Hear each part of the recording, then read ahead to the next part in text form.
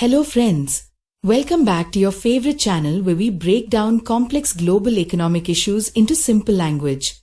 Today, we're diving deep into a topic that has created ripples across the globe, India's decision to continue buying oil from Russia despite mounting pressure from the United States. Yes, you heard that right. While global superpowers are drawing red lines, India is choosing its own economic path, putting national interest first.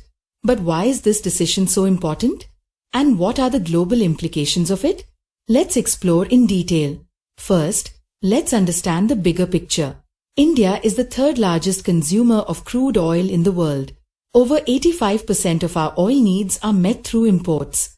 That means we are heavily reliant on global crude markets for our day-to-day fuel needs, from petrol, diesel, aviation fuel to power plants and even the fertilizers we use in agriculture.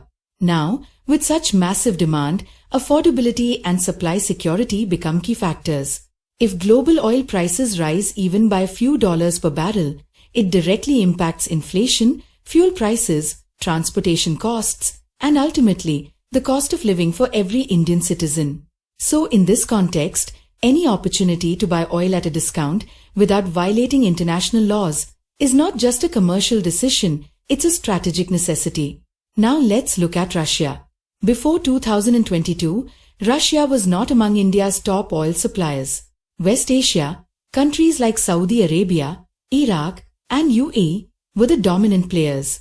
But everything changed after the Russia-Ukraine war. Due to sanctions from the West, Russia started offering oil at significant discounts to countries willing to buy, including India and China. Indian refiners grabbed this opportunity and started importing more and more Russian crude. And guess what? In June 2025, India imported a record-breaking 2.08 million barrels per day of Russian crude oil, the highest since July 2024. According to data from KPLR, Russia now supplies nearly 40% of India's total oil imports. That's a staggering transformation from being a marginal player to a number one oil supplier. So, the big question is, should India give up this strategic benefit just because of geopolitical pressure from the US? Here's where things get heated. Former US President Donald Trump, who is back in the spotlight and possibly seeking re-election, has been vocal about imposing 100% tariffs on countries buying oil from Russia. Now, let's understand what this means. Trump's style of negotiation has always been aggressive and transactional. He sees trade as a zero-sum game. In the past, he's threatened India on multiple occasions with tariff hikes on various goods, steel, aluminum, even pharmaceuticals. Now he's threatening tariffs on Russian oil buyers, India included. But according to GTRI, Global Trade Research Initiative, an Indian economic think tank, giving into these threats may not help. In fact, it might encourage even more pressure from the US. Their logic is simple. If India backs off from Russian oil today under US pressure, what's stopping Trump from making more demands tomorrow? It could be about pharmaceuticals, IT services, or defense. There is no guarantee that he'll stop with just oil. In short, changing our oil policy won't stop the pressure. It'll only open the doors to more pressure. GTRI has made a strong case for India to continue buying oil from Russia. According to them, Russian oil has helped 1. Manage inflation, 2. Keep fuel prices in control and 3. Stabilize the Indian economy in a volatile global environment. This is not just about oil. It's about protecting the economic stability of 1.4 billion people. Imagine this. If India stops buying Russian oil today, we'll have to return to more expensive sources. That means petrol and diesel prices will shoot up. Transport costs will rise. Inflation will go up. And the Reserve Bank will be forced to hike interest rates, which impacts everything from home loans to business borrowing. That's not a risk India can afford, especially at a time when we're targeting a $5 trillion economy. So, according to GTRI, standing firm on this issue is not just diplomacy, it's economic defense. Some might argue, why not strike a bigger trade deal with the US and get some concessions in return for stopping Russian oil? Here's the problem. GTRI warns that any trade deal with Trump's administration could be unpredictable.